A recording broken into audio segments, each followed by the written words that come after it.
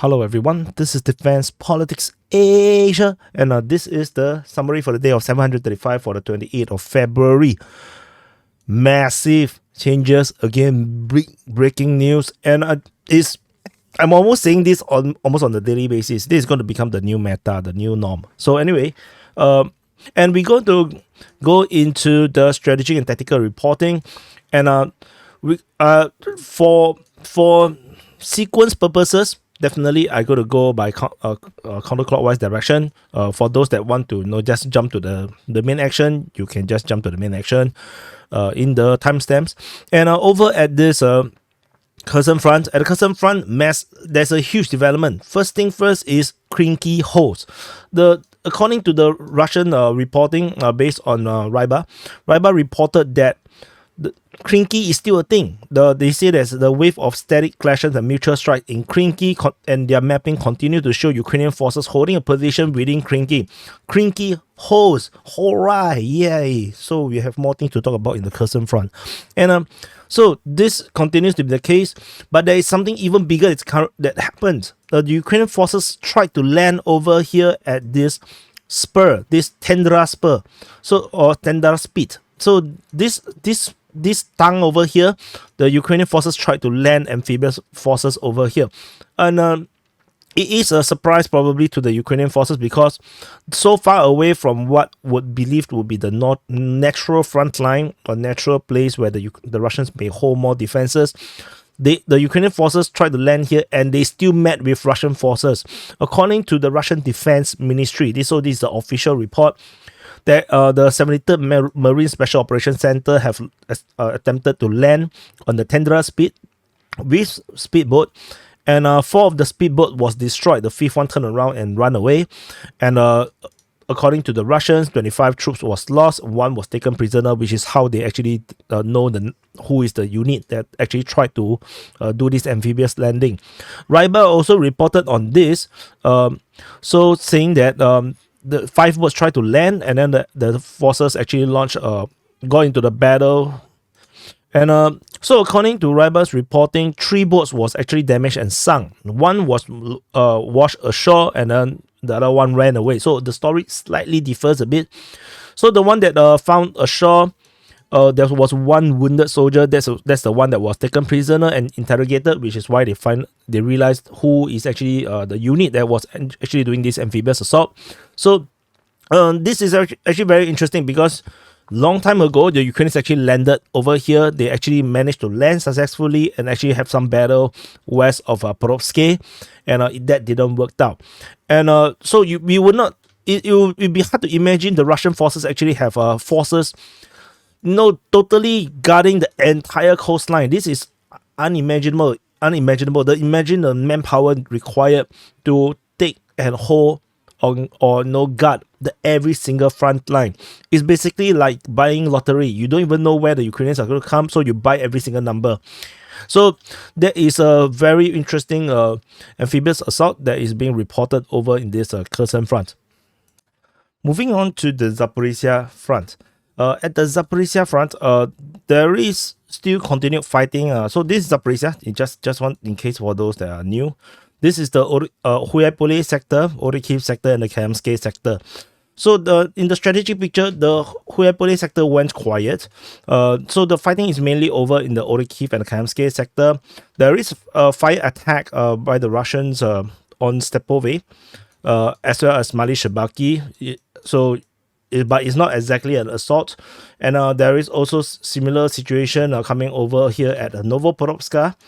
And it's also not actually an assault. So the main push is currently still over at this Robotine region, with the Russian forces still pushing over here. The Ukrainian Defense Ministry made an interesting report. They say that they repelled Russian forces east of Robotine. So currently this. And the fact that they are attacking, they reported the Russians are on the eastern part of Robotine, kind of tacitly acknowledge that the Russians have captured the southeastern part of Robotine, because you can't reach the east without taking the southeast. So which means that the Russian forces actually has taken this place, corroborating the Russian claims. The Ukrainian mapping, I think, haven't get up to date in terms of this part. Ukrainians are also being reported to be counter-attacking at Robotine, according to the Russian Defense Ministry. So, this is the situation over at the Zaporizhzhia Front. We move on to the Donetsk Front. So this is the Donetsk Front. And the Velika Novosibirsk sector, Prashestivka, Zolotinova sector, Voleda sector, and Marinka sector. And the Russian forces continue their offensive in these regions here with more positional attacks over at Rivnopil and Staromayoske and Uruzhaine. So this is currently still ongoing. But the attacks are getting more intense. Seemingly all this fire attack may be a precursor to some kind of offensive. And the Russian forces are still conducting offensive over at Novomikhailivka, Georgievka, as well as Krasnohorivka. So this is the situation. However, based on geolocation, we have Voleda getting shelled by rocket artillery. So all this shelling is always indicative of possible action of Russian divisions. There's no news coming out from Novomikhailivka, but I think the situation becomes very stalemate-ish. Towards the rear, there's a lot of interesting situation. There's a lot of geolocation of airstrikes and attack on Ukrainian rear positions, with a heavy airstrike, allegedly 1,500 kilogram bomb drop on Otrivske, and then there is also behind in the Kurakoves industrial area. Also, there's airstrikes being reported in these areas here. So these are all airstrikes, and so this is most likely a Ukrainian stronghold that is feeding forces towards the front, and this is where the operational tactical HQ is going to be, and which is why we are seeing all these airstrikes. And then there's also missile strike hitting Ukrainian artillery just off Zoriane. So these rear actions are very interesting to note, that the Russians are planning something bigger, as there's also geolocation of a T-72 getting destroyed within the southern part of Krasnohorivka. And the fact that it was destroyed shows that, and it's destroyed between buildings, which means that the Russians are actually fighting this tank very near. So this possibly corroborates the Russian claims that they are now in the southern outskirts of Krasnohorivka. So these are the hits, and then further artillery actions and airstrikes is reported within Krasnohorivka, trying to soften up the Ukrainian position. So we are definitely going to see some kind of a heavy Russian attack going into Krasnohorivka in the very near future. So that's all from the Donetsk Front. And moving on over at the Avdiivka Front, this is the front line that everybody is now very concerned about. The Russian forces are continuing their attack. They have penetrated through Badaichi, Olivka, Tonenke, expanded Zheveny. They're attacking Pervomaiske and Nevelske. And the Ukrainians are counter-attacking over at Bakhmutivka, over at Olivka, Tonenke, and Pervomaiske. And there is number of major claims are coming from the Russian side, not the Russian Defense Ministry, but from the open source. So the Russian forces have allegedly taken Badaichi, according to Ryba, as well as Tonenke. And this is, and then after this, and also they have reportedly taken Olivka. So all this information comes over the past 24 hours, which means that things developed really quickly. And for the Russians to take this much ground and take 3 different settlements in the space of 24 hours shows that Ukrainian forces lines have entirely collapsed in this region here. There is alleged withdrawal of Ukrainian forces from Olivka and Tonenke towards Umanske. And the Ukrainian forces at Badaichi have moved to Semenivka, and I believe this is not a holdable position because now they are getting enveloped, and a pincer attack is going to develop over at Semenivka. Ukrainian forces is likely to quickly run away to Novoselivka, Persha. This is most likely going to happen, or towards Novoporovske, and this is going to develop into the new line of defense, which I doubt will hold as well, because apparently, given the fact that there is no heavy entrenchment along this line, of Badaichi-Olivka, and Tonenke, the lack of heavy entrenchment means that the rear position is going to be even worse. So the Russian forces is going to have a field day if they can continue to keep up with this intensity of advancement and development. Then they are likely to continue to make full use and full development of this breakthrough. And there is a high chance, a high possibility that the Russians are able to do this because, as I mentioned in the regrouping of the Russian forces, they now have a full army group that is concentrating almost entirely on Avdiivka. So let me click that. So this is, so just realized my changes was not reflected. So there's an entire group of army group, the center group is now focusing purely on the Avdiivka front. And so for such a big force that is concentrating only on this front, which means that the Russians would have the capability and the capacity to follow up on breakthroughs. So if you don't have enough manpower and equipment, you will not be able to exploit a breakthrough. And the Russians, given the concentration of forces at the Avdiivka front, it shows that we literally is seeing this in action, that they have enough reserve to rotate and continue to push one after another against the Ukrainian lines. And the Ukrainian forces over this area here is unlikely to be able to hold unless they have massive number of reinforcement to proceed to provide covering for the withdrawing forces, and then hold the line that the Ukrainians would need. And also, it's going to be quite difficult because if they do not have a heavy entrenchment and fortifications, then they will have to depend on maneuver warfare, and the Ukrainians are severely lacking in equipment in terms of tanks and armored vehicles. So, and then for these armored vehicles and all these things, is going to be very vulnerable to Lancet attacks as well. So Lancet are the suicide drones that is meant to target vehicles. So this is going to be one hell of a problem for the Ukrainian forces. So the situation, although there is all this claim about the capture of Badaichi-Olivka and Tonenke, this is only Russian claims. This is not corroborated by the Ukrainian side just yet. So it's important to take this with a pinch of salt first. But there is a high chance that this will develop further. So the Ukrainian mapping only mapped to half of Olivka. They gave up the entire southwest of Stepove. And but Badaichi, the one at Badaichi is not acknowledged by the Ukrainians. This other half of Olivka that was captured is also not acknowledged by the Ukrainians. The Ukrainians only acknowledge that Tonenke is now taken. The entire southern part is taken by the Russian forces, but this breakthrough, this finger is not. It's this way. This finger is totally not acknowledged by the Ukrainian side just yet. But so this is actually a bit weird because in the Avdiivka front, the Russian forces, the Russian information had always been lagging behind the deep state UAs, the Ukrainian side's mapping. So this time around, it is the Russians that are taking the lead ahead. Maybe it's the leap year, it's the 29th of February, so it's a leap year, so they leap ahead of the Ukrainian reporting. So we will continue to monitor and see where if this is the case.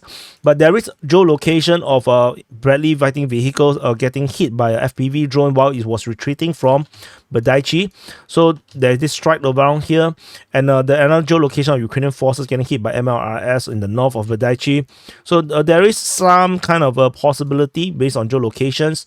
So we will definitely have to take note of the development, whether this can be corroborated. But given the tide of the war is very, very believable that these claims are all correct, and the Russian forces are indeed have captured Badaichi, Olivka, and Tonenke.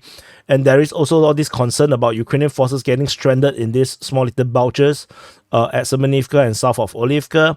They will definitely going to need to quickly run away. But I don't think the number of forces that is stuck in this area here is going to be significant. It's going to be very small.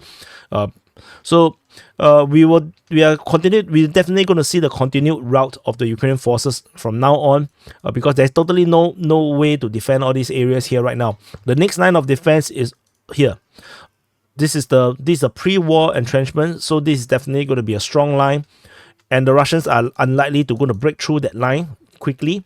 The Russians is going to close up to the line and definitely do regrouping, clear up the conquered area before they make other further breakthrough through this front line. So we're definitely going to see more Russian captures until this line, this red line over here. So Cheretiny, Novoporovsky, all this line all the way to the Khalivka is going to be all gone. The Russians is going to fan down to Netelove from Umansky region and take Pervomaisky. The Ukraine forces is not going to hold Pervomaisky if the Russians attack into the rear. So these are all very, very interesting. The Russian Defense Ministry themselves acknowledged they have captured this town called Petrovskoye. So this Petrovskoye is most likely referring to Stepove, because it's something that they have not acknowledged just yet. So this is likely to be referring to Stepove because this small little town is also known as Petrovskoye, just west of Krasnohorivka. So anyway, we will see this develop, but this is very, very exciting in terms of observers and war fans, or just war enthusiasts. This is a very exciting development, but of course people die, so don't celebrate too much. And so that's all from the AVDIIVKA front. We move on to, at the Niu-York Front. Ukraine forces continue to counterattack to try to draw Russian forces away from the offensive. Is not going to work because the center group of forces that is concentrating on AVDIIVKA does not take charge of the fighting over here in New York. So this diversion attempt is not going to work out. So this Ukrainian push is going to be deterred by the Russian forces that is stationed over here to protect Holivka. Is unrelated to the forces that is conducting the offensive action over AVDIIVKA. So this is not going to work. And moving on to the Bakhmut Front. This is Bakhmut city. And in the southern flank of the Bakhmut Front, the usual continues. The Russian forces continue to attack Klishevka, Andreevka, and Kudyumivka. So this is a continuation of what we already have been witnessing in this southern flank of the Bakhmut Front. So nothing special about this. Over the northern flank, the Russian forces continue to attack in the Bodanivka region. There's no frontline changes, but the frontline change is coming over at the Kayamske. So at the Battle of Kayamske continues totally neglected by most people because this is not sexy as compared to the breakthrough over AVDIIVKA, but this is also a breakthrough. The Russian forces quickly take half of Ivanivske. Since the last time we reported changes over here. So the Russian forces have made this breakthrough. The entire northern part and the eastern part of Ivanivske has fallen to the Russians. Only now with the west or southwestern part of Ivanivske remains under Ukrainian control, and it doesn't look positive for the Ukrainians. It looks like they will give up this settlement within the next few days because it's just unholdable. They're just unable to hold this. The Ukrainians will try their best to take strong positions over in the forest region on the western part of Ivanivske and the northwestern part of Ivanivske. They'll definitely want to hold this line around here because this is at least forest. It's a bit harder to clear as compared to a building. So, but this push is going to continue. The Russians are going to continue to push all the way to the forest, and then we will see what the Russians are going to do. And so that's all from the Bakhmut front. We move into the Siversk Front. At the Siversk Front, the Ukrainian forces try to attack Berestove. Very interesting division of all the things that's currently happening in Ukraine. They decided to attack Berestove.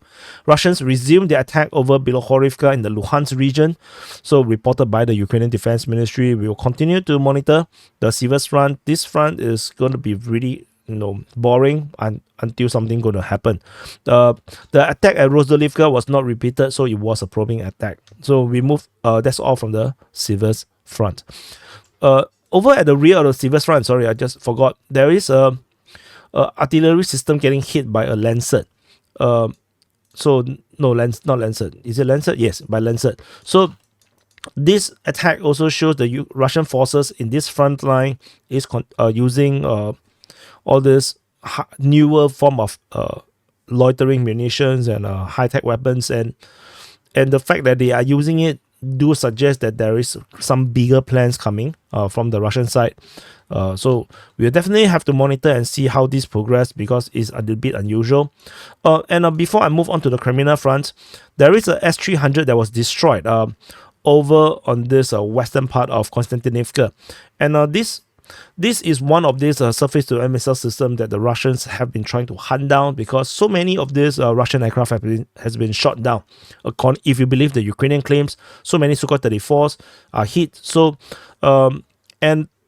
So the Russians are definitely hunting for all these surface-to-air missile systems. And talking about shooting down our Sukhoi 34s, I forgot to mention the Ukrainians have claimed another 2 this morning at 9 a.m. local time in Ukraine time. 2 Sukhoi 34 was apparently shot down. So one is over in the Avdiivka direction, another one is the Mariupol direction. So one is probably over the Black Sea, not Black Sea, this, what is this sea called? Sea of Azov.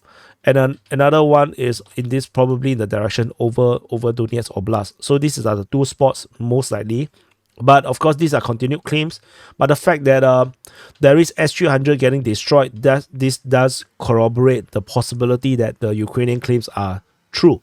Because if there is no surface-to-air missile systems getting hunted down, then of course it's going to be very dubious to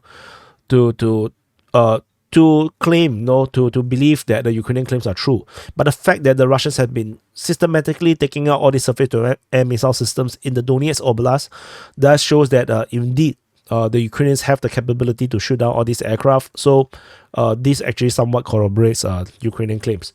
Over at the Kreminna Front, so this is Kreminna city. At the Kreminna Front, the fighting continues to be at Terny and Yampolivka, with Ukrainian forces counterattack at Terny. So this is pretty much the strategic situation over at Kreminna. Nothing to really shout about. We move up north, nothing at Siversk Front. Over at the Kupyansk Front, this Kupyansk city, and this is the Kupyansk Front. As usual, the Russian forces are attacking out of Zaporizhzhia. We have no further details in regarding of this push. And the scam continue over at Sinkivka, where the Russian and Ukrainian forces both claim they are attacking each other or defending against each other at Sinkivka, but there's totally no news about what the hell is happening over there. So that's all from the Kupyansk Front. And at the border region, there's only one geolocation. There's a Buk M1 anti-aircraft missile system, the SAM system, the Buk M1, the one that was allegedly shot down the Malaysian airline over Donbass. This was destroyed just off the border north of Sumy. So this is very interesting that the Ukrainians actually dedicated a surface-to-air missile system in that direction. So yeah, it is a huge investment given the lack of surface-to-air missile system. So definitely the Ukrainians are probably planning to shoot down some aircraft in that direction. Yeah, so that is just interesting to me. So that's it. So this is the summary for the day of 735 for the 28th of February. Do press the like button, subscribe, and I'm going to talk about conclusions. So in terms of conclusions,